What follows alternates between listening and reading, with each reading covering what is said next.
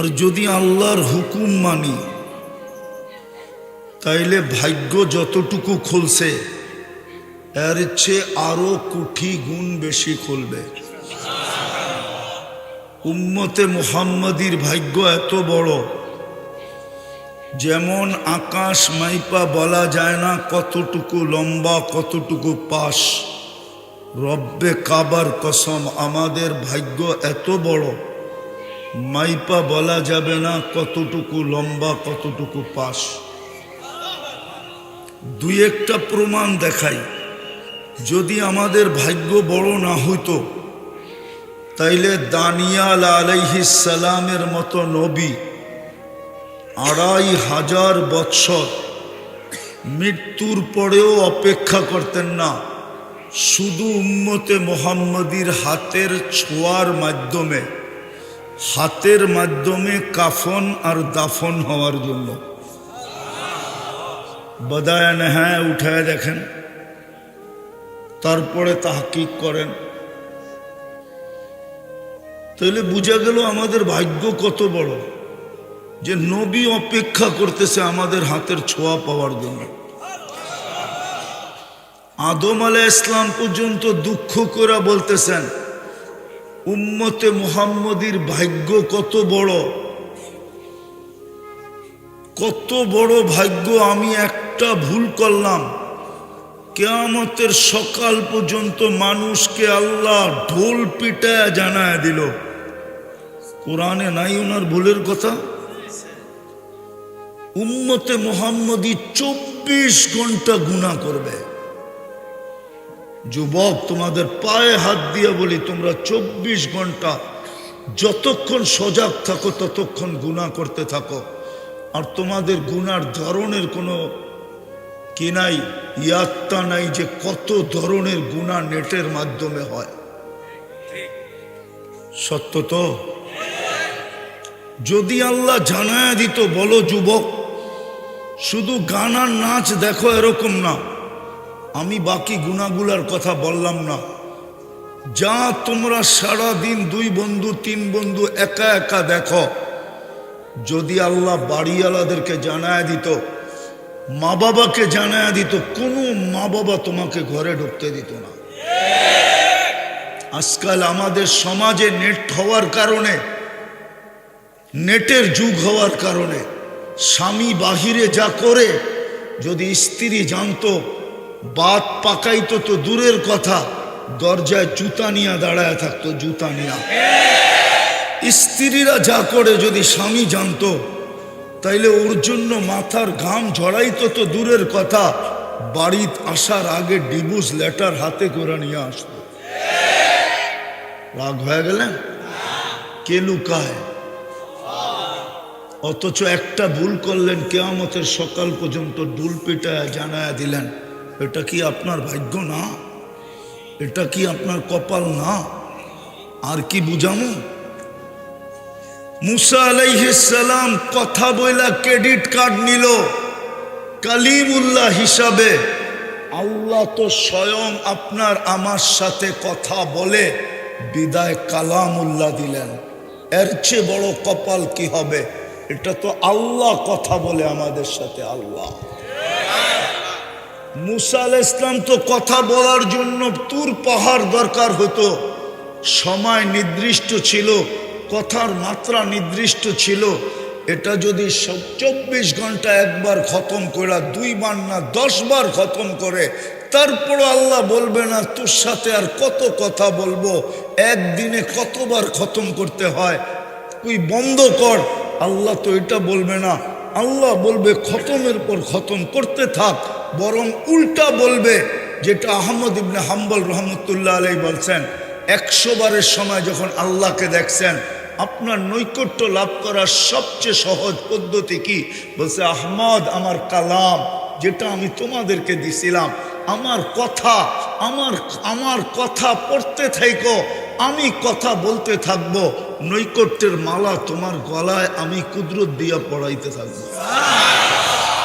কিন্তু আফসোস তো এটাই, এই এলাকায় প্রত্যেক ঘরে কোরআন রাখা আছে, বেশিরভাগ ঘর সারা বছরে একবার কোরআনটা এইভাবে খুলা দেখে না, ডেলি একটা চুমা দিয়া দেখে না।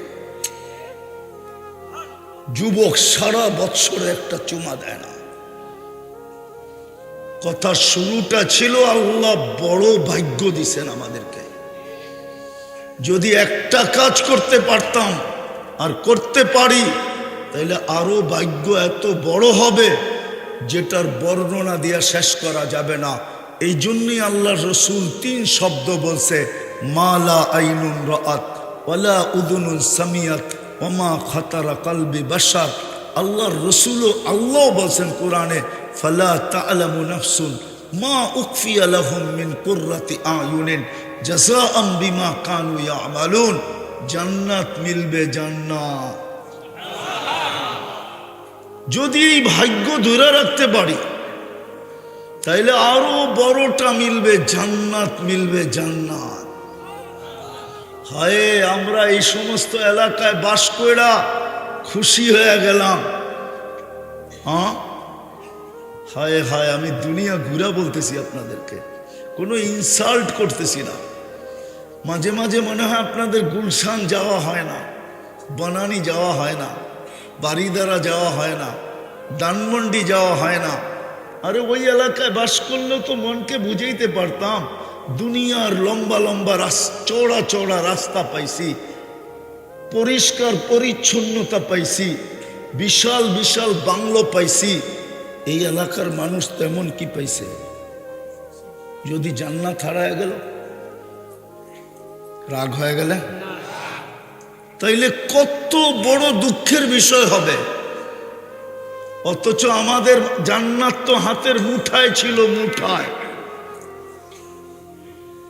মধ্যবিত্ত আর গরিবদের জান্নাত হাতের মুঠায়, নারীদের জান্নাত আঁচলে বাঁধা, যদি খালি ধরতে পারে।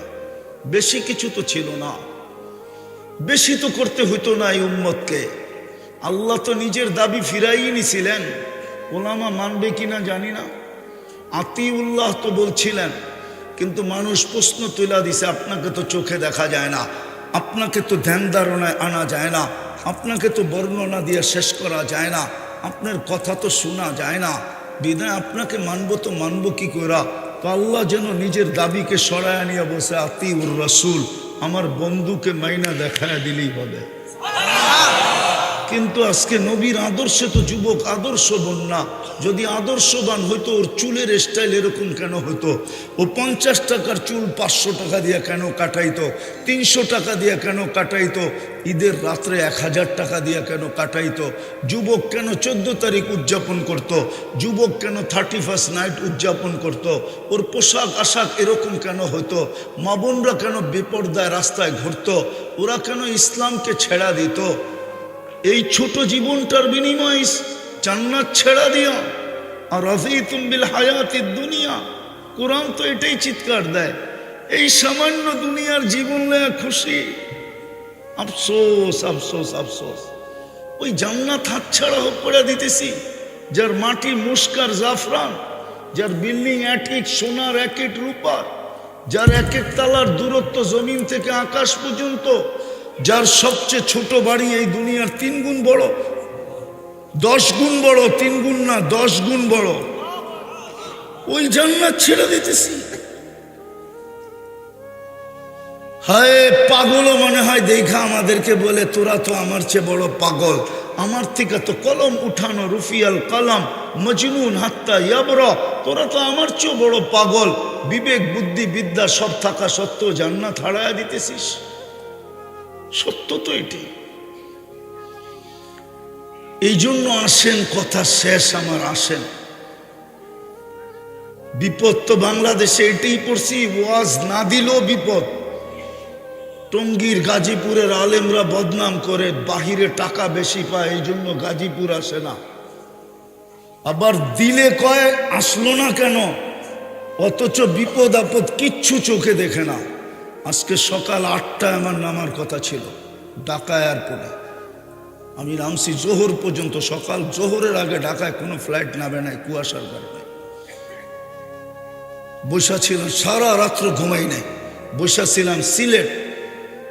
হুজুররা বলে খালি মুখ দিয়া, আল ইন্তেজারু আসাদ্দু মিনাল মউত, খালি মুখ দিয়া বলে কিন্তু বুঝতে চেষ্টা করে না যে এয়ারপোর্টে বসে অপেক্ষাটা কেমন হয়।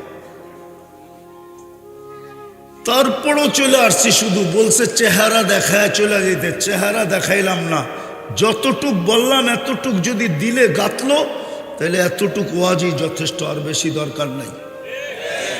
আর যদি সারা রাত্র করি আর দিলে না গাতলো তাহলে খালি তম বাড়তে থাকবে। এটাও কত তম জানি না, এই ওয়াজ ও মাদ্রাসার কত তম এটা জানি না। কখনো দেখা যায় 100তম হইতেছে কিন্তু এলাকায় ওয়াজ দিয়ে কোনো চেঞ্জ হয় নাই। উদ্দেশ্য হলো চেঞ্জ হওয়া। বিদায় আসেন, লম্বা আর করতেছি না। আজকে মুসলমানের কপালে জুতা শুধু নবীর আদর্শ ছাড়ার কারণে। মুসলমানের কপালে জুতা শুধু কোরআনকে ডেলি চুমা না দেওয়ার কারণে। মুসলমানের কপালে আজকে জুতা, আল্লাহ ঘর দিছিল, ঘর। কোন উম্মতকে আল্লাহ নিজের ঘর দেয় না। উলামা তাহকিক করা বলুক আমাকে, এইখানে মুফতিও আছে, বলুক তাহকিক করা কোন উম্মতকে আল্লাহ ঘর দিছিলেন কিনা। কেবলা দিছেন, কাবা দিছেন, ঘর দেন নাই। আমাদেরকে ঘর দিয়া দিছেন। আল্লাহকে যদি জিজ্ঞাসা করি কই থাকেন, আনা মাকুম আইনা মা কুনতুম, তুই কি কোরআন পড়স না? আমি তো তোদের সাথেই থাকি, ঘর দিয়া কি করবো, দিয়া দিলাম ঘর তোদেরকে। ওই ঘর এখন খালি পড়া থাকে। জুমার দিন কিছু ভরে, আর কোনো বেলায় মসজিদ ভরে না। মসজিদ চিৎকার দেয়, মুসল্লি কোথায়? জমিন চিৎকার দেয়, নামাজি কোথায়? এইটার জন্য দুরবস্থা। আসেন তওবা করি, নাইলে শুধু আর্তনাদ করতে থাকবেন, চিৎকার দিতে থাকবেন। আমার কথা ওলামা বুঝবে না, মাথায় নিবে না, নাইলে আমার যুগ বিয়োগ মিলে না। ফিলিস্তিনে কি করে বোম ফাটে, আমি তো চোখে দেখা আসলাম ইব্রাহিম আলাইহিস সালাম ঘুমাইতেছে। আমি তো চোখে দেখা আসলাম মুসা আলাইহিস সালাম ঘুমাইতেছে। আমি তো চোখে দেখা আসলাম 70 জন নবী ঘুমাইতেছে। আমি তো 14 বছর আগে চোখে দেখা আসলাম মুসলমানদের প্রথম কাবা, কেবলা বাইতুল মুকাদ্দাস। আমি তো চোখে দেখা আসলাম, মনে হইতেছিল যে 1.9 লক্ষ নবী।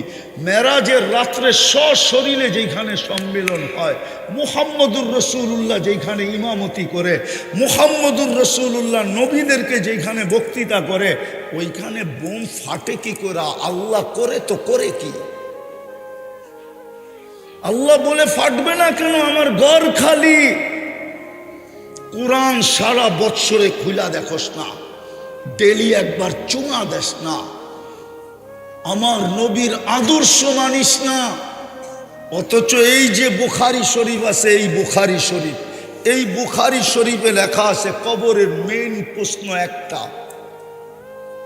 এটা তো দ্বিতীয় জিলদ, প্রথম জিলদ নিয়ে আসেন, আমি খুলা দেখায় দিই। কবরের প্রশ্ন মেইন একটা, মা কুনতা তাকুলু ফি হাযার রাজুলি মুহাম্মাদিন, তুমি মুহাম্মদের আদর্শে কতটুকু আদর্শবান ছিলা?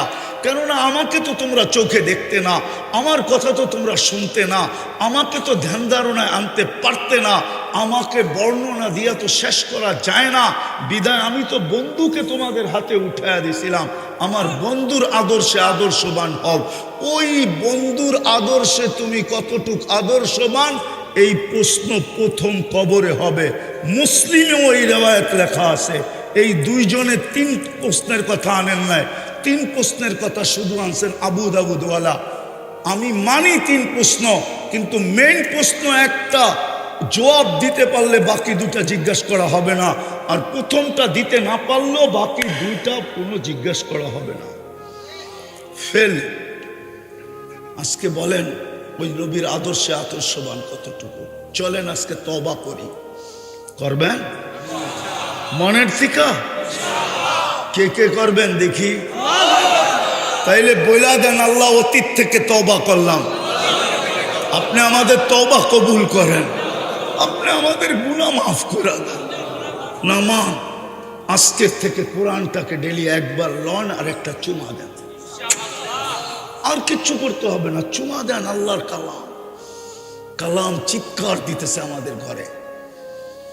আর আজকের থেকে মসজিদটা ঘোরা দেন, পারবেন? আল্লাহ কবুল করুক।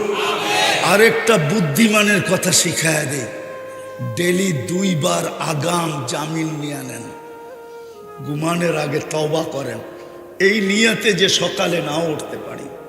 বুদ্ধিমান ওই ব্যক্তি যে আগাম জামিন নিয়ে নেয়, হাতকড়ি পড়ার আগে, বেরি পড়ার আগে, কোর্টে দাঁড়ানোর আগে, জেলে যাওয়ার আগে চুপে চুপে জামিন নিয়ে নেয়, ওইলো বুদ্ধিমান। ঘুমানোর আগে যুবক তোমাদের পায়ে হাত দিয়া বলি, ঘুমানোর আগে আল্লাহর কাছে তওবা করো, ঘুমের থেকে ওইটা তওবা করো, এই নিয়তে। হতে পারে সূর্য উঠতে দেখছি আর ডুবতে দেখবো না, পারবো? আল্লাহ আমাদেরকে আমল করার তৌফিক দান করেন। ওমা আলাইনা ইল্লাল বালাগ।